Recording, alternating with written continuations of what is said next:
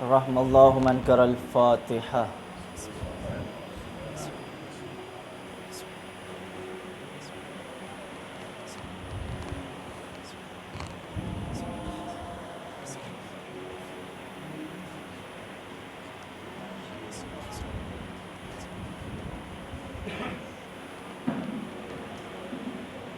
لا حول ولا قوة الا باللہ العلی العظیم۔ اعوذ باللہ من الشیطان الرجیم، بسم اللہ الرحمن الرحیم۔ الحمد للہ رب العالمین، الصلاۃ والسلام وتحیۃ والاکرام علی النبی الامی القرشی المکی المدنی الہاشمی الرسول المسدد والمحمود الامجد، مولانا و مولا الثقلین وجد الحسن والحسین ابی القاسم محمد وآلہ الطیبین الطاہرین المعصومین المظلومین المنتخبین المنتجبین ولعنت الدائمۃ الی قیام یوم الدین۔ اما بعد فقد قال اللہ تبارک وتعالی فی محکم کتابہ المجید وہو اصدق الصادقین وقولہ الحق۔ بسم اللہ الرحمن الرحیم۔ قل لا اسألکم علیہ اجرا الا المودۃ فی القربى۔ صلوات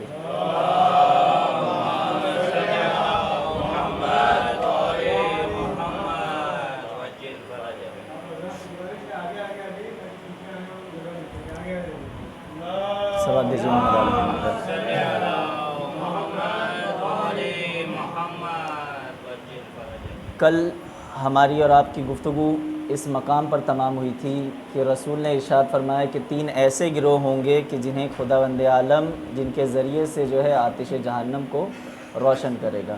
آج اس پر جو ہے کچھ تفصیل سے تھوڑی سی گفتگو بیان کروں گا اور انشاءاللہ گفتگو کو ادامہ دوں گا۔ پہلا گروہ تھا حافظ قرآن کا، کہ جو وہ حافظ قرآن کی جن کی تلاوت ان کو فائدہ نہیں پہنچاتی ہے، انہیں خداوند عالم ان کے ذریعے سے جو ہے آتش جہنم کو روشن کرے گا۔ تو کیا تاریخ میں کوئی ایسا بھی حافظ قرآن ہے کہ جس کی تلاوت اسے فائدہ پہنچائی ہے، جن کی تلاوت نے اسے فائدہ پہنچایا ہے؟ تو تاریخ بڑھ کے کہے گی کہ بے شک ایسے بھی حافظ قرآن موجود ہیں کہ جن کی تلاوت نے انہیں فائدہ پہنچایا اور جس کے ذریعے سے ان کے ذریعے سے دوسروں نے بھی فائدہ اٹھایا۔ کون ہے؟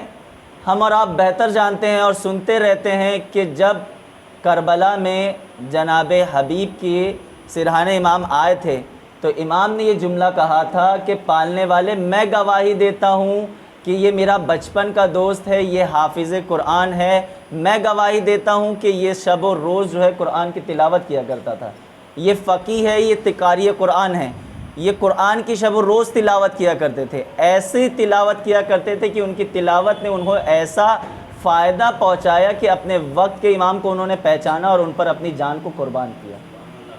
تو قرآن کو صرف حفظ نہ کرو، رٹو نہ کہ صرف جو ہے اس سے آپ کو کوئی فائدہ حاصل نہ ہو، بلکہ اس طرح سے پڑھو کہ وہ تمہارے ذہن و ایمان میں جو ہے دل میں اترے اور تم اس کے بتائے ہوئے راستے پر چلو، کہ جس طرح سے امام کے بچپن کے دوست جناب حبیب نے جو ہے اس پر عمل کیا۔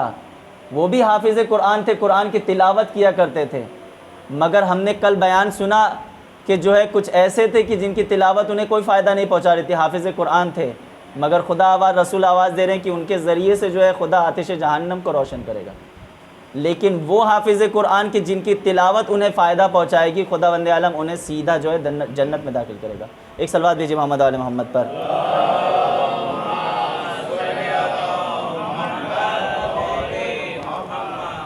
دوسرا گروہ بیان کیا تھا کہ مجاہدین کا گروہ ہوگا کہ جن کے ذریعے سے خداوند عالم آتش جہنم کو روشن کرے گا۔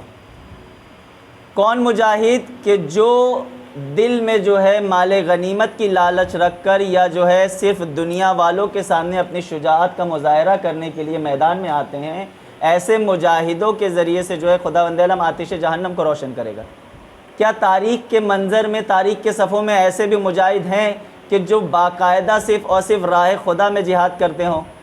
تو تاریخ بڑھ کے بیان کرے گی کہ 2 منظر کو بیان کروں گا۔ ایک منظر خندق میں نظر آتا ہے کہ ایک مجاہد خندق میں تھا کہ جو فقط راہ خدا میں جو ہے جہاد کرنے کے لیے تیار تھا، اور ایک مجاہد جو ہے ہمیں کربلا کے منظر میں نظر آتی ہے۔ جب پورا واقعہ نہیں بیان کروں گا، صرف جو ہے اپنے عنوان کو تمام کرنے کے لیے، گفتگو کو تمام کرنے کے لیے، مسلمانوں نے جو ہے کفار سے جنگ کے لیے خندق کو کھودا، مشورہ کر کے مسلمانوں سے رسول نے جو ہے خندق کھدوائی گئی کہ جو ہے خندق کھد گئی۔ تو اس کے بعد جو ہے عمرو ابن عبدود کہ جو خندق کو عبور کر کے مسلمانوں کے قریب آ پہنچا اور آواز دے رہا ہے کہ کون ہے تم میں سے جو میرے مقابلے میں آئے، مجھ سے مقابلہ کرنے کے لیے آئے، کون ہے؟ تمام مسلمانوں کو آواز دے رہا ہے۔ رسول کہہ رہے ہیں کہ کون ہے کہ جو اس کے مقابلے میں جائے، کہ دیکھیں کہ جو مجاہد فقط راہ خدا میں جہاد کے لیے جاتے ہیں، ان کے سامنے لاکھوں کا لشکر ہو مگر ان کے دل میں کسی کا خوف نہیں ہوتا۔ رسول آواز دے رہے ہیں کہ کون ہے جو اس کا جواب دے، اس کے مقابلے میں جائے۔ کوئی نہیں آواز دے رہا ہے، سب اپنی تاریخ بتاتی اپنے اپنے سروں کو جھکائے بیٹھے ہوئے ہیں۔ اس میں سے ایک صحابی کہتا ہے کہ میں عمرو ابن عبدود کے ساتھ ایک سفر میں تھا، میں نے دیکھا کہ اس سفر میں کچھ لمحے کے بعد جو ہے کچھ ڈاکوؤں نے جو ہے حملہ کر دیا۔ وہ صحابی کہتا ہے کہ میں نے دیکھا کہ عمرو ابن عبدود جو ہے اونٹنی کے بچے کو جو ہے اپنے ایک ہاتھ میں اٹھائے ہوئے ڈھال کے طور پر اونٹنی کے بچے کو استعمال کر رہا ہے اور ایک ہاتھ سے جو ہے تلوار چلا رہا ہے۔ وہ اتنا بہادر تھا کہ اونٹنی کے بچے کو جو ہے ایک ہاتھ سے اٹھایا ہوا ہے اور ایک ہاتھ سے تلوار سے جو ہے ڈاکوؤں کا مقابلہ کر رہا ہے اور انہیں قتل کرتے جا رہا ہے، اور اونٹنی کے بچے کو ڈھال بنائے ہوئے ہے۔ وہ اتنا بہادر ہے، ہم اس کا مقابلہ نہیں کر سکتے ہیں، ہم اس کا سامنا نہیں کر سکتے ہیں۔ یہ کون کہہ رہے ہیں؟ رسول کے صحابی کہہ رہا ہے کہ میں نے دیکھا تھا، میں اس وقت موجود تھا، لہٰذا ہم اس کا سامنا نہیں کر سکتے ہیں۔ تاریخ بتاتی ہے کہ مولائے کائنات آگے بڑھے، کہا یا رسول اللہ میں اس کے مقابلے میں جانا چاہتا ہوں۔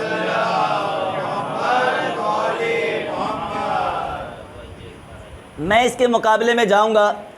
مولائے کائنات کو رسول نے اپنا امامہ پہنایا، عبا پہنائی اور اپنی تلوار دی۔ سوال کرنے والے نے سوال کیا یا رسول اللہ آخر یہ سب کرنے کی کیا ضرورت تھی؟ تو عجب نہیں، رسول خدا آواز دیں کہ آج کل ایمان کل کفر کے مقابلے میں جا رہا ہے، تو کل ایمان کے جانے کی شان بھی ویسی ہونی چاہیے کہ کل کفر کے جو ہے قتل کرنے کے لیے جا رہا ہے، واصل جہنم رسید کرنے جا رہا ہے۔ مولائے کائنات آئے اور جب عمرو ابن عبدود نے کہا کہ وار کرو، تو مولائے کائنات نے کہا کہ یہ ہمارا شیوا نہیں ہے کہ ہم جو ہے پہلے وار کریں۔ کہا کہ تو پہلے وار کر۔ اب جو اس نے وار کیا، مولائے کائنات نے وار کو روکا اور ایک حملہ کیا اور اسے واصل جہنم رسید کر دیا۔ یہاں حملہ کرنا تھا، اسے واصل جہنم رسید کیا۔ رسول خدا نے آواز بلند کی کہ علی کی یوم خندق میں ایک ضربت جو ہے ساری عبادت ثقلین سے افضل ہے۔ کس طرح سے تاریخ نے بتایا کہ مجاہد جو ہے سچا جو راہ خدا میں ہوتا ہے کس طرح سے ہونا چاہیے، جو ہے نمونہ عمل جو ہے ہمارے سامنے مولائے کائنات نے رکھا۔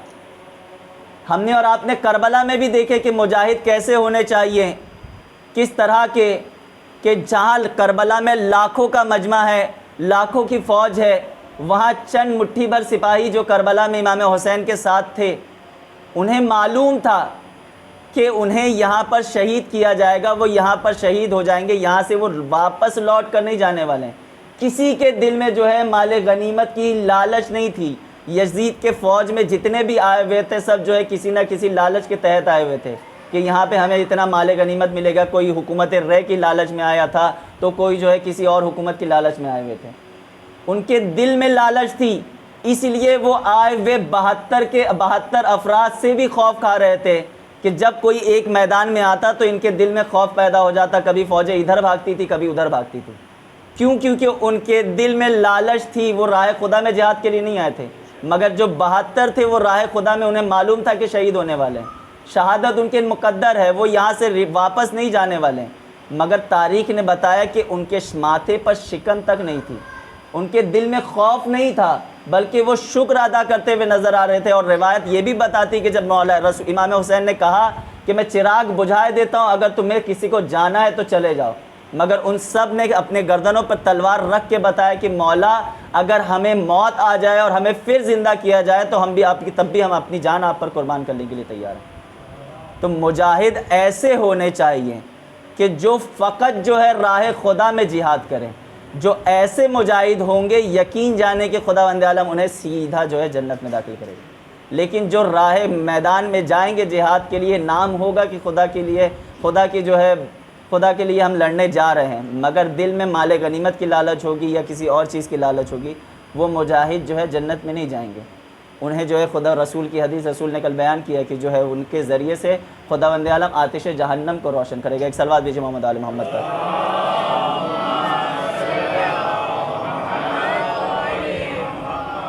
تیسرا گروہ کون تھا؟ دولت مند افراد کا گروہ، کہ جن کے بارے میں کہ جو راہ خدا میں خرچ کرتے ہیں مگر لوگوں کو دکھانے کے لیے، لوگوں کی واہواہی بٹورنے کے لیے، خداوند عالم ان کے ذریعے سے بھی جو ہے آتش جہنم کو روشن کرے گا۔ کیا تاریخ میں کوئی ایسا بھی سخی ہے کہ جس نے راہ خدا میں جو ہے تمام دولتوں کو خرچ کیا اور خدا کی بارگاہ میں شکر ادا کیا، اور اس نے صرف فقط راہ خدا میں ہی خرچ کیا، جو ہے راہ خدا میں خرچ کیا، کسی کو دکھانے کے لیے بتانے کے لیے نہیں خرچ کیا؟ کیونکہ اگر سامنے والا جو ہے راہ خدا میں خرچ کر رہا ہے تو اسے اس خرچ پر جو ہے افسوس نہیں ہوگا کہ میں نے جو ہے اتنا جو ہے راہ خدا اتنا خرچ کر دیا، اب جو ہے میں کس طرح سے اسے حاصل کروں گا، میں نے اتنی محنت سے اسے کمایا تھا، اور وہ واہواہی بٹورے گا۔ لیکن تاریخ نے بتایا کہ کچھ ایسے بھی سخی ہیں کہ جنہوں نے راہ خدا میں اپنا سب کچھ لٹا دیا مگر چہرے پر شکن تک نظر نہیں آئی۔ ایک واقعہ کہ ملکۃ العرب جناب خدیجۃ الکبریٰ سلام اللہ علیہ، ایک صلوات دیجیے محمد آل محمد پر۔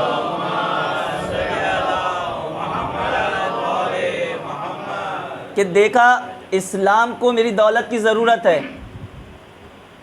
رسول نے ابھی سوال بھی نہیں کیا ہے، بیان کر رہے ہیں۔ اب جب محسوس کیا کہ اسلام کو جو ہے دولت کی ضرورت ہے، اسلام کی مدد جو ہے اس کے میری دولت کے ذریعے سے ہوگی، تاریخ بتاتی ہے کہ رسول کے سامنے جناب خدیجہ نے اپنی ساری دولت لا کر رکھ دی، جتنی دولت تھی ساری دولت لا کر رکھ دی۔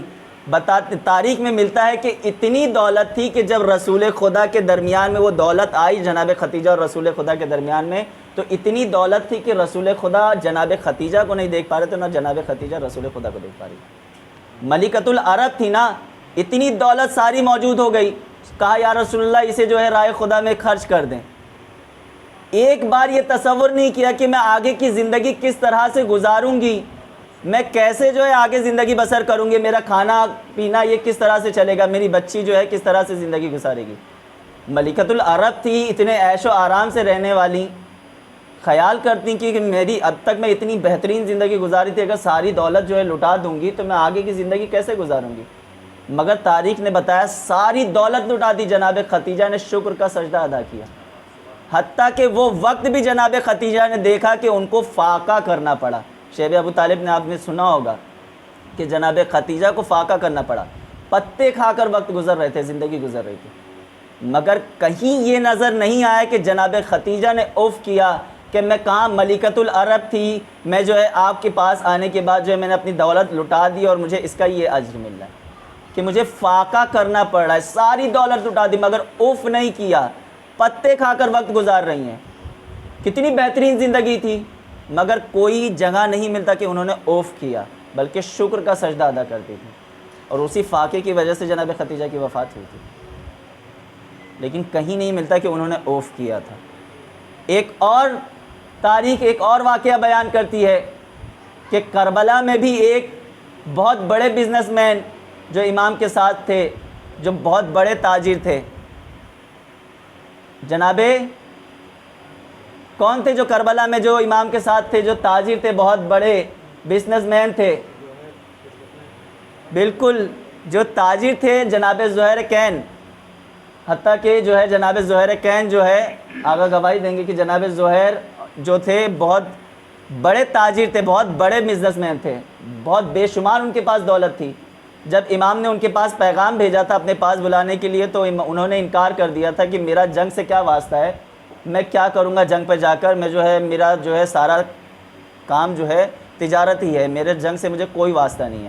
اور ایک گھوڑا جو ہے امام کے تحفے میں بھیجا تھا، تب امام جو ہے ان کی خدمت میں آئے تھے، ان سے ملاقات کے لیے آئے، اور اب جو منظر تھا کہ جب امام سے ملاقات ہو گئی اور اب جب وہ واپس لوٹ کر آئے، کیا کہا تھا اپنی زوجہ سے کہ میں تجھے طلاق دیتا ہوں، تو پریشان نہ ہونا، میں تجھے اپنی ساری دولت دے دیتا ہوں، اتنی دولت دوں گا کہ تیری پوری زندگی جو ہے آرام سے گزر جائے گی، تجھے کسی کے سامنے جو ہے پریشان ہونے کی ضرورت نہیں پڑے گی۔ بس اتنا کرنا ہے، میں تجھے اپنی ساری دولت دے دیتا ہوں، بس اتنا کرنا کہ مجھے امام کی نصرت کرنے سے جانے سے نہ روکنا، یعنی مجھے اپنے مولا کی مدد کرنے کے لیے جانے سے نہ روکنا، تو میری ساری دولت رکھ لے مگر صرف اتنا کرنا کہ مجھے امام کے پاس جانے سے نہ روکنا۔ جب زوجہ نے سوال کیا کہ اے زہیر، جب تم جانے سے پہلے انکار کر رہے تھے کہ مجھے نہیں جانا ہے، میرا سارا جو ہے تجارت اتنی مصروف، میری تجارت اتنا، میرا بزنس جو ہے پھیلا ہوا ہے، میرا اسے کون دھیان دے گا، میں نہیں جانا چاہتا، مگر اب کیا معاملہ ہے؟ تو زہیر نے کیا کہا تھا کہ امام نے مجھے جو ہے آخرت کا منظر، مجھے مقام دکھا دیا کہ میرا آخرت میں کیا مقام ہے، لہٰذا اب میرے سامنے اس دنیا کی دولت کی کوئی حیثیت نہیں ہے، ساری دولت لٹا دی، اب اس دولت کی کوئی حیثیت نہیں ہے۔ اگر ہمارے قلب میں امام زہیر نے اپنے وقت کے امام کو اس طرح سے پہچان لیا کہ یہ دنیا کی دولت کی کوئی وقت کوئی حیثیت نہیں باقی رہ گئی۔ ایک صلوات دیجیے محمد علی محمد پر۔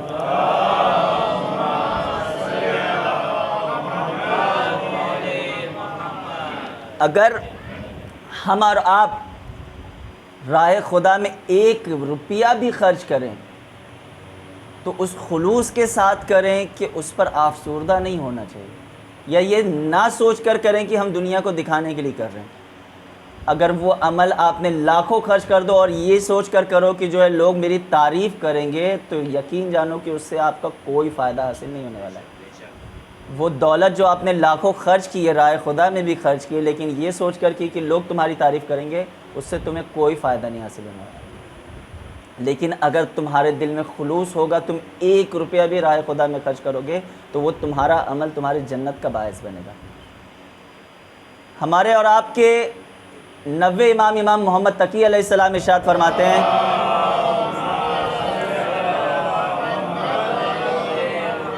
میں نے بیان کیا تھا اس سے پہلے کہ جو ہے اپنے مومن بھائی سے جو ہے ملاقات کے لیے جو ہے کہ دوری نہ اختیار کرو بلکہ ان سے ملاقات کرو۔ امام فرماتے ہیں کہ جب تم میں سے کوئی اپنے اچھے دوستوں سے یا برادر مومن سے ملاقات کرتا ہے، ملتا ہے اور ان سے خیر و خیریت معلوم کرتا ہے، تو اس کے دل میں خداوند عالم جو ہے نور پیدا کر دیتا ہے اور اس کے عقل و دانائی میں جو ہے اضافہ کرتا ہے۔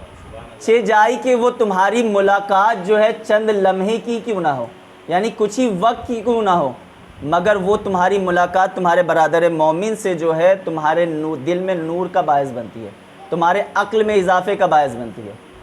اب اگر تم چاہتے ہو کہ تمہارے دل میں نور پیدا ہو، عقل بڑھے، تمہاری دانائی بڑھے، تو تم اپنے برادر مومن سے جو ہے ملاقات کرو، نہ کہ اس سے دوری اختیار کرو، نہ کہ اس سے نفرت کرو۔ میں نے بیان کیا تھا کہ جو ہے دوستی اور نفرت جو ہے خدا کے لیے ہونی چاہیے، آپسی اختلافات کو جو ہے دور کریں اور اسے ختم کریں، ملاقات کریں اور ملیں لوگوں سے۔ ایک صلوات دیجیے محمد علی محمد پر۔ آپ حضرات تھوڑا آگے تشریف لے آئیں تاکہ پیچھے آنے والوں کو پریشانی نہ ہو۔ صلوات پڑھتے پڑھتے تھوڑا آگے تشریف لے آئیں تاکہ پیچھے تکلیف نہ ہونے۔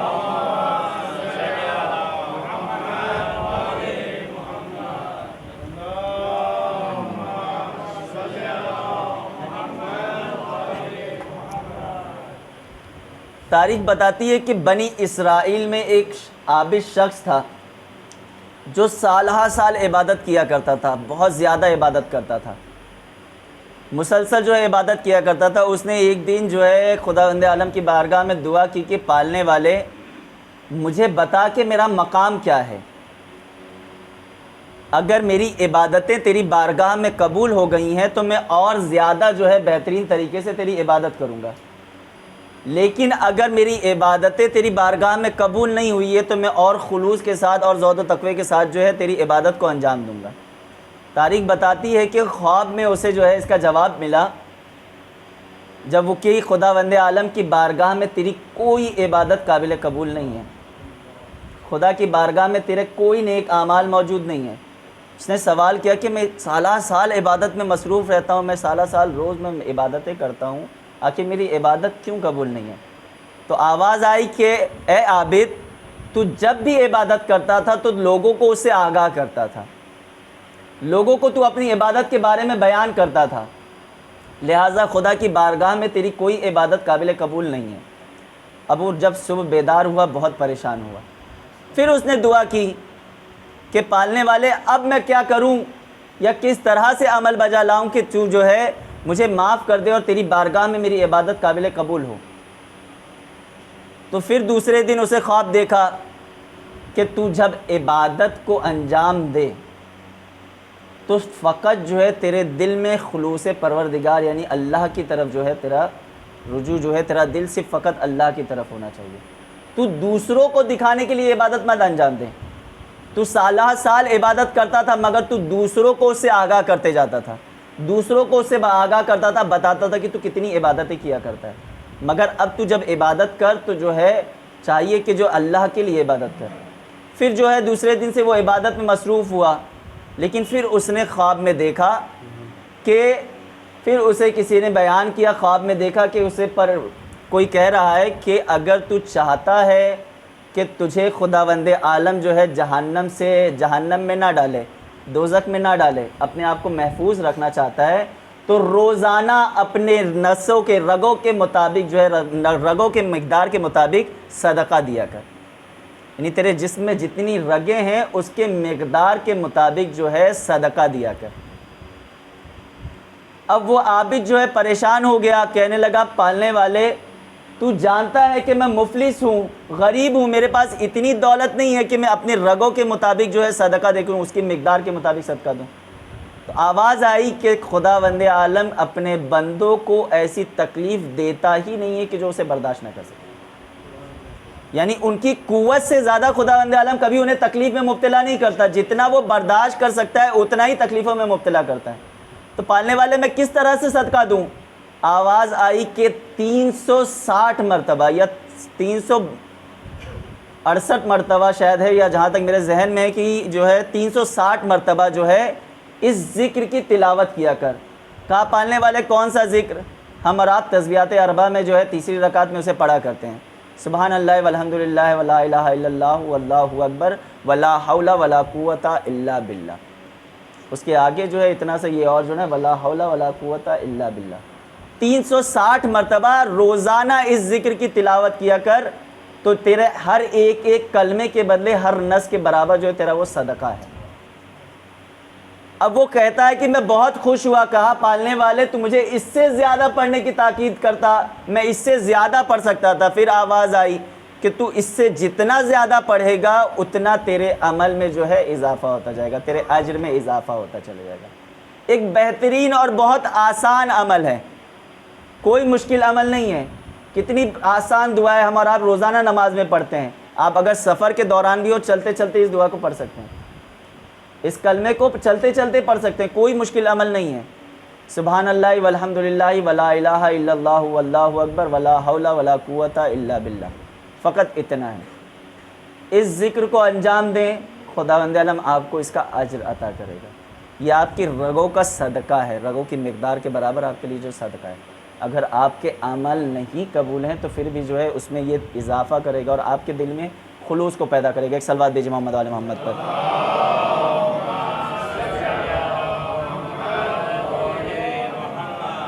کہیں ایسا نہ ہو کہ ایک واقعہ ہے جو ذہن میں آئے کہ جو ہے ریاکار جب ایک ریاکاری کرتا ہے اپنی عبادتوں کے ذریعے سے لوگوں کو آگاہ کرتا ہے اور لوگوں کو دکھانے کے لیے جو ہے عبادت کرتا ہے، تو کہیں اس کا یہ انجام ہو جاتا ہے کہ وہ پوری رات جو ہے اس خیال میں عبادت کرتا ہے کہ لوگ اس کی طرف متوجہ ہیں.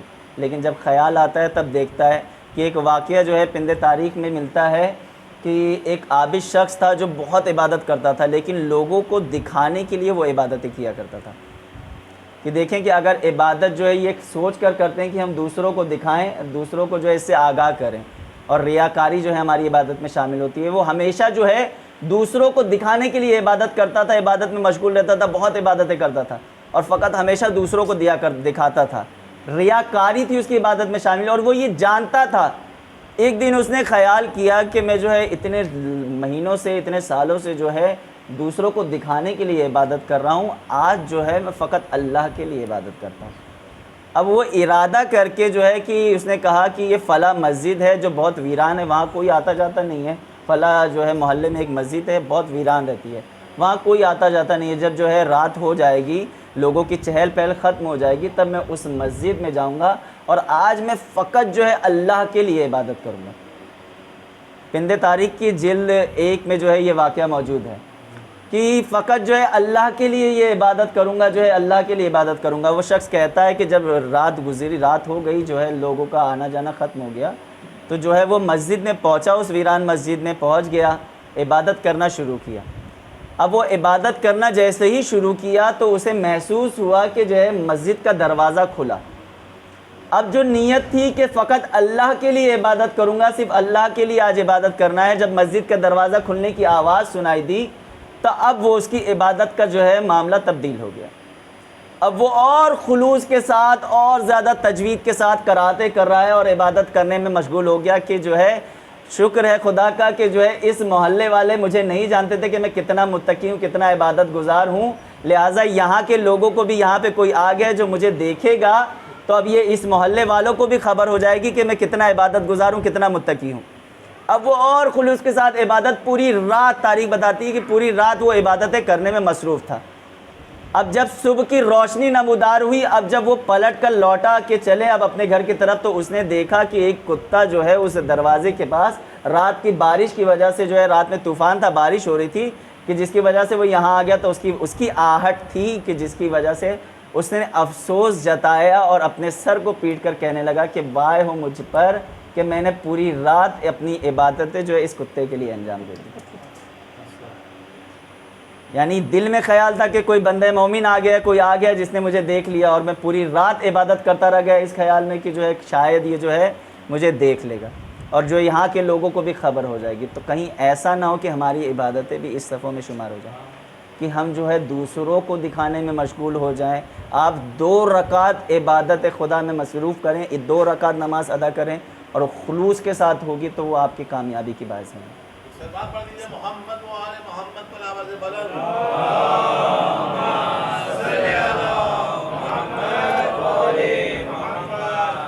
لیکن آپ 1000 رکعت نمازیں پڑھتے چلے جائیں مگر آپ کی وہ نماز آپ کو کوئی فائدہ نہیں پہنچائے گی، کیونکہ جب آپ کی عبادت میں خدا کے علاوہ کوئی اور شامل حال ہوگا تو اس عبادت کا کوئی فائدہ نہیں، کوئی مصرف نہیں۔ ایک صلوات دیجیے محمد و آل محمد پر۔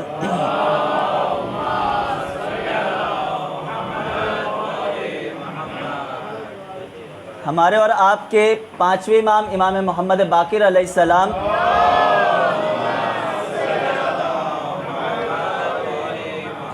بس یہ آخری روایت اور اس کے بعد ربط مسائل کہ وقت کافی ہو چکا ہے اور آج زیارت بھی برآمد ہونی ہے۔ ارشاد فرماتے ہیں اپنے صحابی جناب جابر بن عبداللہ انصاری سے، کس کے شیعوں کی کوالٹی بتا رہے ہیں امام کہ امام کا شیعہ کیسا ہونا چاہیے۔ کچھ نکات بیان کر رہے ہیں جناب جابر سے، امام فرماتے ہیں کہ خدا کی قسم وہ ہمارا شیعہ نہیں ہے کہ جو مطیع پروردگار نہ ہو اور تقوی اختیار کرنے والا نہ ہو۔ پھر فرمایا اے جابر ہمارے شیعوں کی پہچان یہ ہے کہ ہمارے شیعوں کی پہچان یہ ہے کہ وہ شیعہ جو ہے تواضع اور عاجزی اختیار کرنے والا ہوتا ہے۔ ہمارا شیعہ تواضع اور عاجزی اختیار کرنے والا ہوتا ہے۔ ہمارے شیعوں کی پہچان یہ ہے کہ ہمارا شیعہ امانت دار ہوتا ہے۔ ہمارا شیعہ اگر کسی کی امانت اس کے پاس موجود ہے تو وہ اسے غصب نہیں کرتا ہے، چھینتا نہیں ہے، بلکہ وہ اس کی امانت کی حفاظت کرتا ہے، اس کی امانت کی حفاظت کر کے اسے جس کا مالک ہے اس تک وہ امانت کو پہنچاتا ہے۔ پھر فرمایا کہ اے جابر ہمارا شیعہ روزے دار ہوتا ہے اور نماز کا پابند ہوتا ہے۔ پھر ارشاد فرما رہے کہ ہمارے شیعوں کی پہچان ہے کہ وہ سچ بولتے ہیں، جھوٹ کا سہارا نہیں لیتے ہیں۔ پھر فرمایا کہ اے جابر ہمارے شیعوں کی پہچان یہ ہے کہ وہ اپنے والدین کے ساتھ حسن سلوک کے ساتھ پیش آتے ہیں، ان کے ساتھ جو ہے بے رخی یا بدتمیزیاں نہیں کرتے ہیں، ان کے شان میں گستاخیاں نہیں کرتے ہیں، بلکہ ان کی حفاظت اس طرح سے کرتے ہیں کہ جس طرح سے والدین نے بچپن میں ان کی حفاظت کی تھی، ان کا خیال رکھا تھا۔ پھر ارشاد فرما رہے ہیں ہمارے، ایک صلوات دیجیے محمد و آل محمد پر۔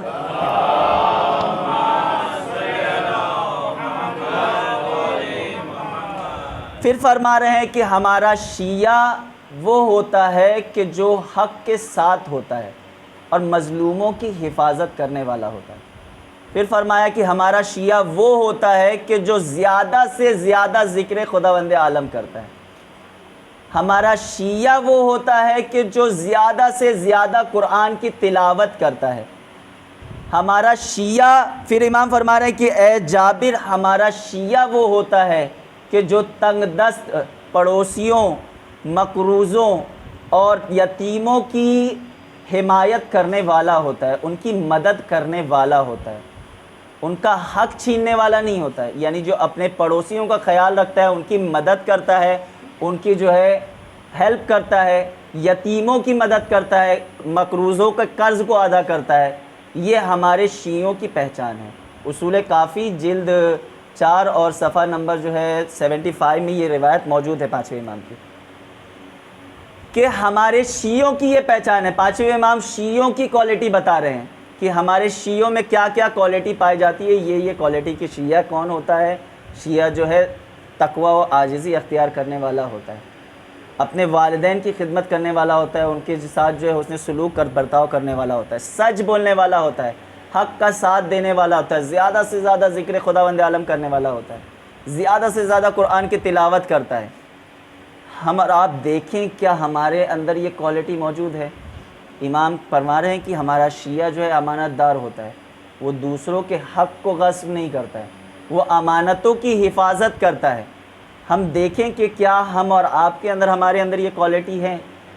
ہم اور آپ امام کے شیعہ ہیں، امام کے چاہنے والے ہیں، کیا ہمارے اندر یہ ساری کوالٹی موجود ہے؟ یہ سارے اسباب موجود ہے جو امام بیان فرما رہے ہیں؟ یہ خاصیت ہمارے اندر موجود ہے یا نہیں ہے؟ اگر ہے تو سبحان اللہ، ان کی حفاظت کریں کہ یہ آپ کے دلوں میں قائم رہے. اگر نہیں ہے تو کوشش کریں کہ ان مقام کو، اس منزل کو اور اس رتبے کو حاصل کریں کہ ہمارے اندر بھی یہ کوالٹی پیدا ہو. ہم اور آپ حسین کا غم منانے کے لیے شریک ہو رہے ہیں مجلسوں میں، مسلسل ہماری مجلسیں جاری ہیں، ہم مجلسوں میں شریک ہو رہے ہیں. آج محرم کی 6 تاریخ بھی گزر گئی ہے، آج محرم کی 7ویں شب آ گئی. ہم اور آپ مسلسل گریہ وزاری میں برپا ہیں.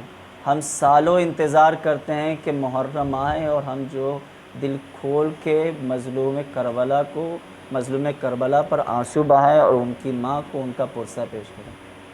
مگر جتنی ہی تیزی سے یہ محرم کے ایام آتے ہیں، اتنی ہی تیزی سے یہ ایام گزر جاتے ہیں. آج امام حسن کے یتیم کے مصائب بیان کرنا ہے. ابھی زیارت برآمد ہوگی، آج جناب قاسم کے مصائب بیان کرنا ہے. مورخ لکھتے ہیں کہ جب امام حسن کو زہر دیا گیا اور امام حسن کے منہ کے ذریعے سے ان کے جگر کے ٹکڑے گر رہے تھے تشت پر، اور جب اس کے بعد امام حسن لیٹ گئے تو مورخ لکھتے ہیں کہ ایک 2 برس کا ننھا بچہ کھیلتے ہوئے آیا اور بابا کے سینے سے لپٹ گیا. اماں نے آواز دی، ام فروہ آواز دیتی ہے، میرے لال بابا کے سینے میں تکلیف ہے، بابا کے سینے پہ نہ لیٹو. ادھر امام حسن نے کہا، اے فروہ میرے لال کو میرے سینے پر لیٹنے دو. ام فروہ کہتی ہے، مولا آپ کو تو تکلیف ہے نا. عجب نہیں، شاید مولا کے ذہن میں کربلا آ گئی ہوگی کہ کل کربلا میں میرا لال زمین کربلا پر ہوگا اور اس پر گھوڑے دوڑائے جائیں گے. اجرکم اللہ، خدا آپ کو کوئی غم نہ دے سوائے غم مظلوم کربلا کے. مورخ لکھتا ہے کہ کربلا میں امام جناب قاسم نے ایسی شہادت پیش کی کہ 2 معصوموں کی سنت پر عمل کیا. 2 معصوموں کی سنت پر عمل کیا. اگر اس فکرے کو تصور کر لیں تو آپ کی آنکھوں سے اشک نہیں رکیں گے. اے مولا، جناب قاسم نے ایسی شہادت پیش کی کہ 2 معصوموں کی سنت پر عمل کیا. وہ کون سی دو سنت تھی؟ ایک سنت جناب قاسم نے اپنی دادی کی نبھائی، دوسری اپنے بابا امام حسن کی نبھائی۔ آخر وہ سنت کون سی تھی؟ مورخ لکھتا ہے کہ جب جناب قاسم پر گھوڑے دوڑائے جا رہے تھے تو جناب قاسم کی دائیں جانب کی پسلیاں بائیں جانب، بائیں جانب کی پسلیاں دائیں جانب۔ اے قاسم، آپ نے اپنی دادی کی سنت ایسے نبھائی کہ مدینے میں آپ کی دادی پر جب دروازہ گرا تب آپ کی دادی کی پسلیاں ٹوٹ گئی تھی، اور آپ پر جب گھوڑے دوڑائے گئے تو آپ کی پسلیاں ادھر کی جانب کی پسلیاں ادھر دوسری جانب پھر گئی۔ اور جب دوسری سنت کہ جب جناب قاسم جناب امام حسن کے جگر کے 72 ٹکڑے، علماء بیان کرتے ہیں کہ 72 جگر کے ٹکڑے جناب قاسم کے امام حسن کے گرے تھے، اور جناب قاسم نے وعدہ کیا تھا، اے بابا میں بھی کل کربلا میں ایسی شہادت پیش کروں گا کہ زمین کربلا پر میرے لاش کے ٹکڑے پڑے ہوں گے اور لاش سے آواز آ رہی ہوگی، اے مولا میرا آخری سلام۔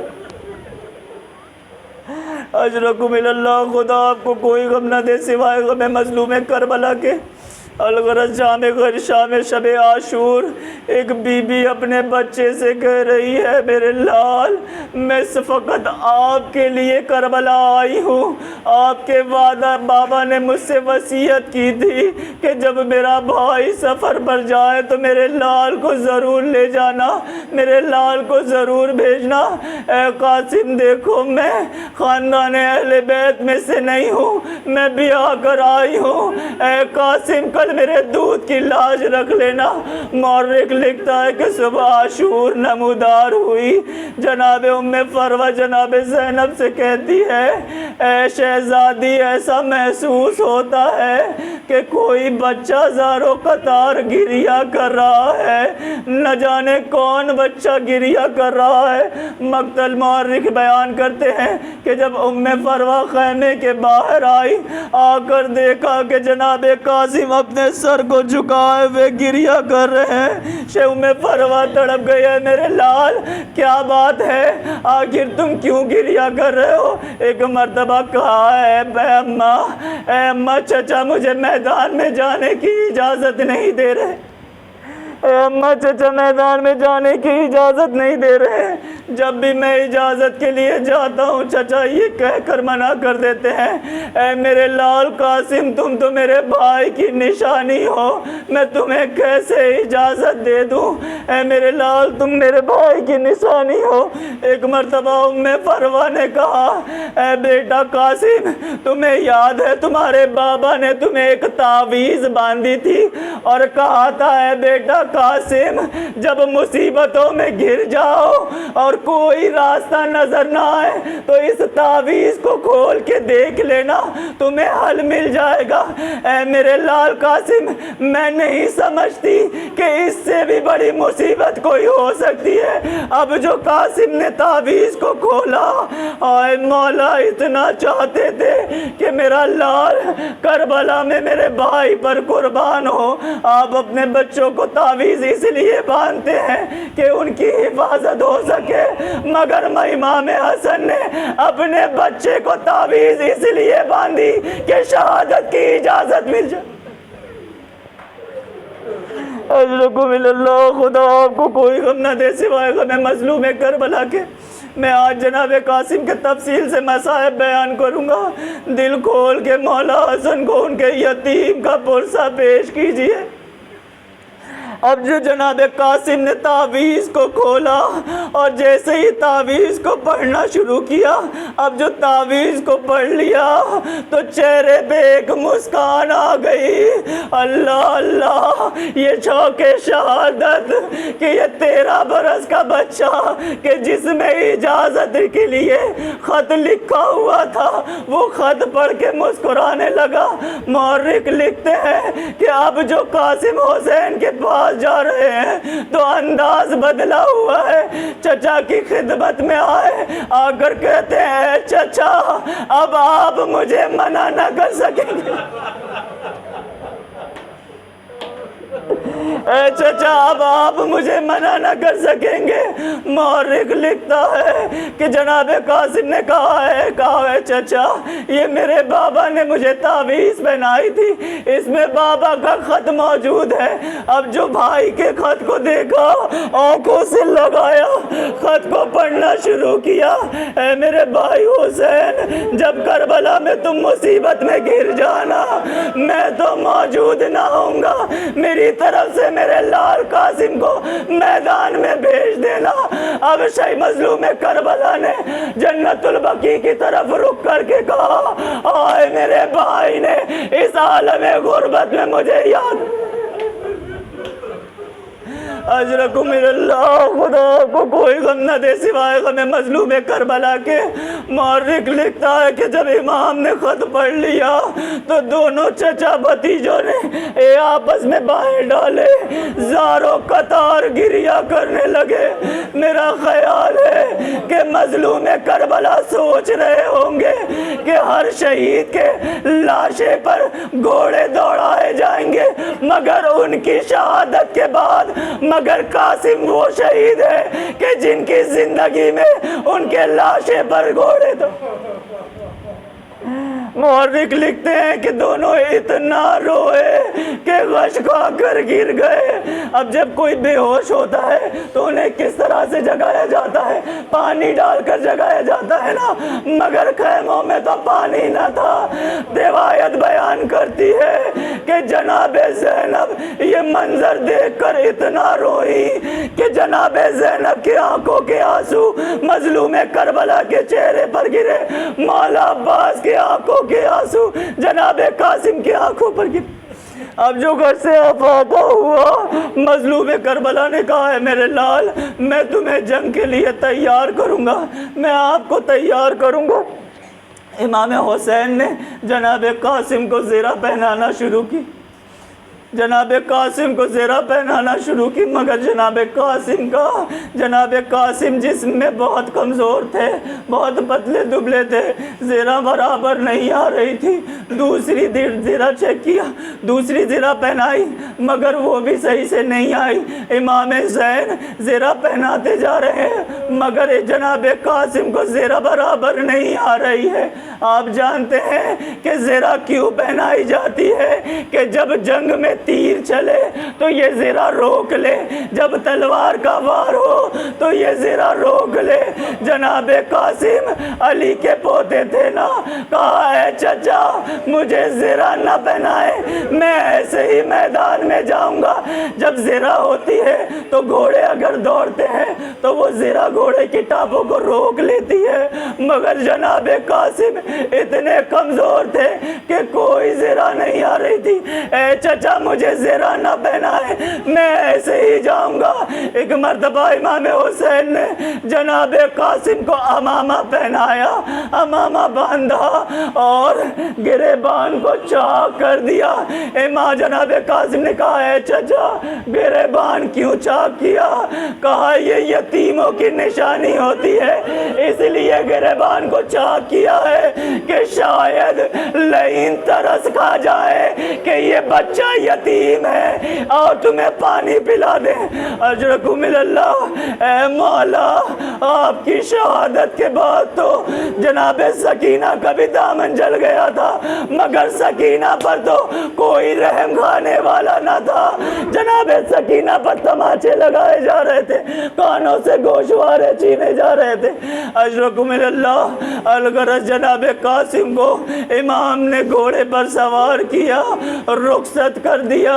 مورخ لکھتے ہیں کہ جناب قاسم نے جانتے ہی ساتھ 35 افراد کو واصل جہنم کیا۔ اب عمر سعد نے ارزق نامی پہلوان کو کہا کہ تو جا اس کے مقابلے میں۔ وہ کہتا ہے کہ یہ تو بچہ ہے، میں اکیلے 1000 کا مقابلہ کرتا ہوں، میں اس کے مقابلے میں نہ جاؤں گا، میرے بچے اس کے مقابلے میں جائیں گے۔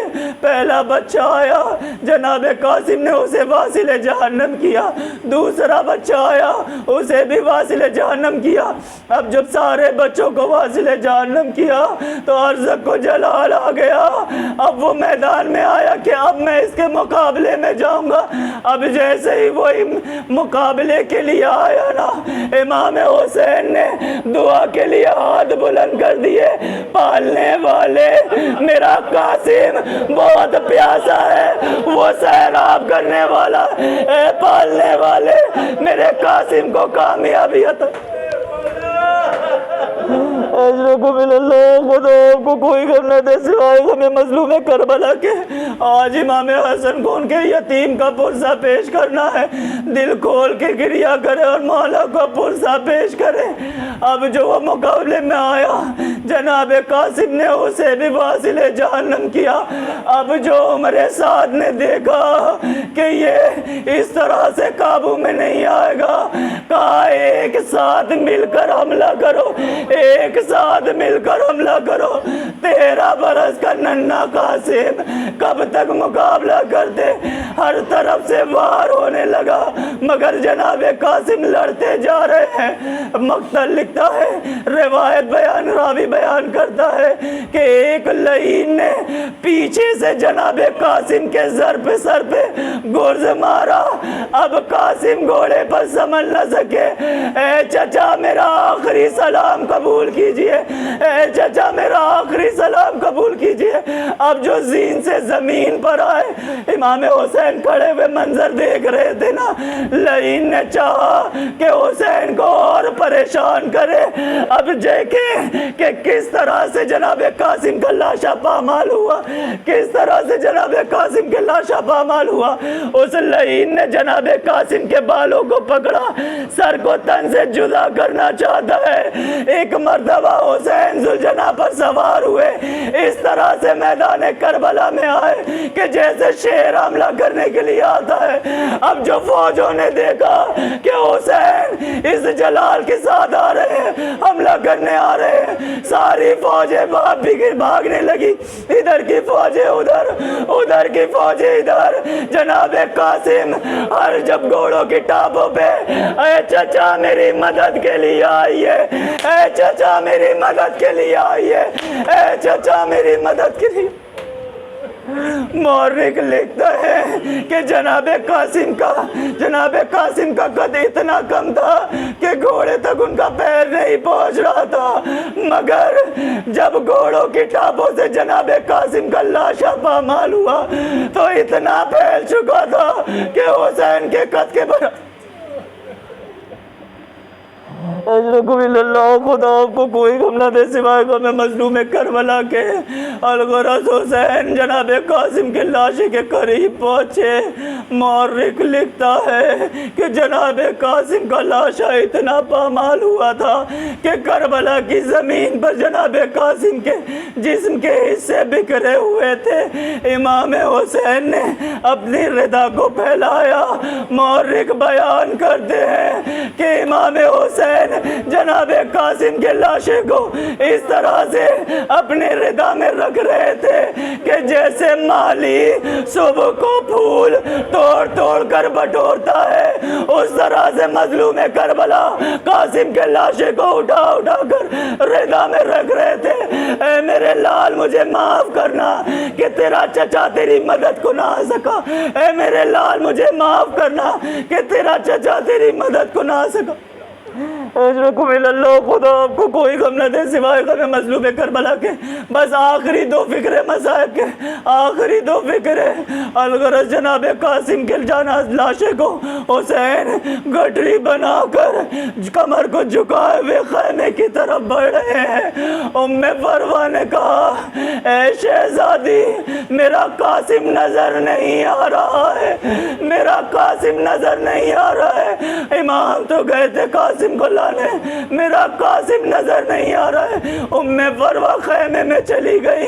اب جو امام حسین قریب آئے، جناب زینب نے کہا ہے بھیا قاسم نظر نہیں آتا.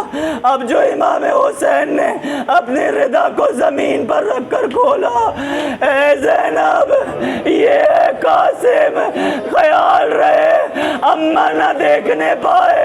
اب جو ام فروہ فروا نے دیکھا بیٹے کے لاشیں پر گر گئی، پالنے والے تو نے میری قربانی قبول کر۔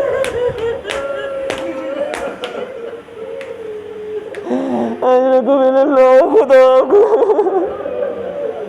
کوئی غم نہ دے سوائے غم مظلوم کربلا کے۔ بس آخری فکرہ، ایک مرتبہ ام فروا امام سے کہتی ہے مولا مجھے میرے لال کا خون بھرا کرتا دے دیجئے۔ مورخ کہتا ہے میں نہیں سمجھا کہ ام فروا نے اپنے بیٹے کا خون بھرا کرتا کیوں مانگا تھا، کیونکہ اس کرتے پر تو گھوڑوں کی ٹاپوں کے نشان تھے، قاسم کے خون کے نشان تھے۔ آخر ام فروا نے اس کرتے کو کیوں مانگا مجھے سمجھ نہیں آیا۔ بس آخری فکرہ ابھی زیارت برآمد ہوگی اور امام حسن کو ان کے لال کا پرزہ پیش کریں۔ ام فروا نے جب کرتا مانگا، کرتا ملا۔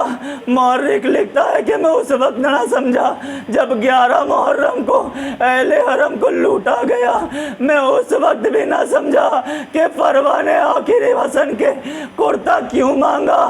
اب جب شام سے رہائی ملی تب برکات لائے گئے، ساری بیویوں نے اپنی اپنی گٹھریوں کو پکڑا۔ اب جب ام فروا نے اپنی گٹھری کو لی سینے سے لگا لیا، اس وقت بھی سمجھ نہیں آیا کہ آخر فروا نے اپنے بیٹے کے کرتے کو کیوں مانگا تھا۔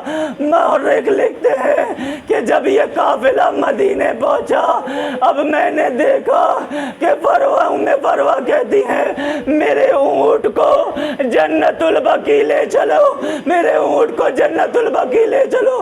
مورخ کہتے ہیں کہ میں نے دیکھا جب یہ اونٹ جنت البقیع پہنچا، ام فروا جب جنت البقیع پہنچی، جیسے ہی قبر حسن کے قریب پہنچی اپنے آپ کو اونٹ سے گرا لیا، اونٹ سے قبر حسن پر گرا لیا۔ اب امام حسن کی قبر کے پاس بیٹھ کر اپنی گٹری کو کھولا اور قاسم کا خون بھرا کرتا نکال کر قبر امام حسن پہ رکھ دیا۔ اے میرے والی و وارث تمہارے لال کی آخری نشانی لائی ہوں۔ اے میرے والی و وارث میرے قاسم نے اس طرح سے شہادت پیش کی کہ اس کے جسم پر اس طرح سے گھوڑے دوڑائے گئے کہ میرے قاسم کا لاشا کربلا کی زمین میں بکھرا ہوا تھا۔ اے میرے والی و وارث میری دنیا اجڑ گئی، میرا بچہ شہید کر دیا۔ لعنت اللہ علی القوم الظالمین وسيعلم الذين ظلموا أي منقلب ينقلبون